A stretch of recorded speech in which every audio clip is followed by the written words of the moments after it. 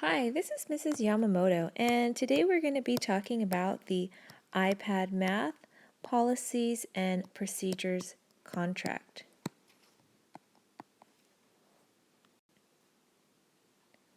Make sure you have printed out the iPad Math Policies and Procedures contract.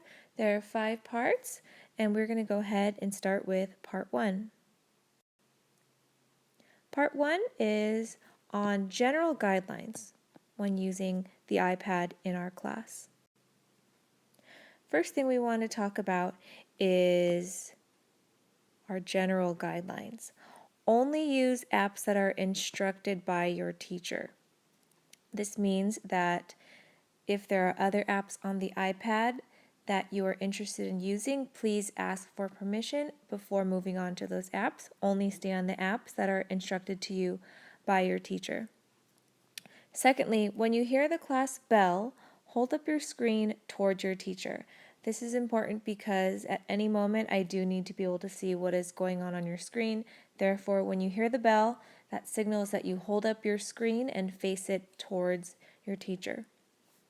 Third general guideline is do not touch somebody else's screen. Third, be mindful of the battery life on your device. And fourth, keep liquids away from the iPad. That means if you have a bottle of water, you do not want it sitting out on your desk. You would want it in your backpack or somewhere on the floor. Lastly, hand sanitizer will be your best friend. We are sharing these iPads with multiple classes. Therefore, we want to use hand sanitizer before and after using the iPad. Part 2, iPad settings. The iPads are the property of El Rancho Charter School. All settings on the iPad are pre-designated and should not be changed or modified by students. This includes the wallpaper, the home screen, the sounds, the passcode, notification, location services, and pretty much everything else under the settings application. If you get a message on your iPad, please inform the teacher before selecting a response. Part 3, Classroom Use. Part 3, Classroom Use.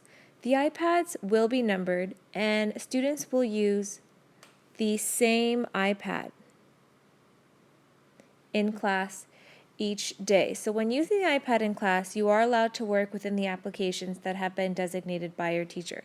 Specifically, I know that the iPad has tons of apps on it, but the ones that are designated to you to use for a class that day, those are the apps that you want to stick to. Make sure you stay on task at all times. Part 4, Tutorial Use. During tutorial, it is important to remember that during tutorial, iPad use will be limited to make-up quizzes and tests.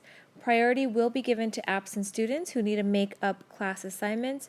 Tutorial will also serve as a time to charge devices. Therefore, not all devices will be available for use. Part 5, Privacy.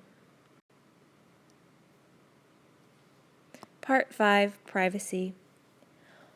When using the iPad, some applications will require you to sign into an account.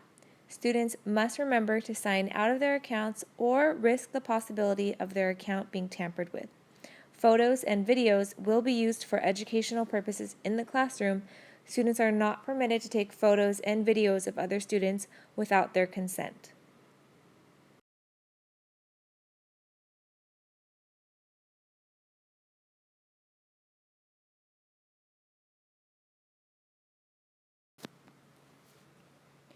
At the bottom portion, go ahead and fill in the statement.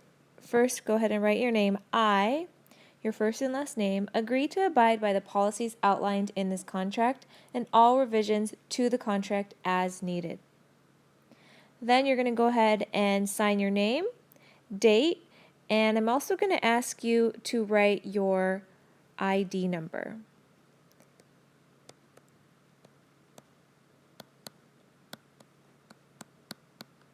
And that number is 4 digits long, and it can be found on your schedule. Congratulations, you finished your very first flip lesson for our course.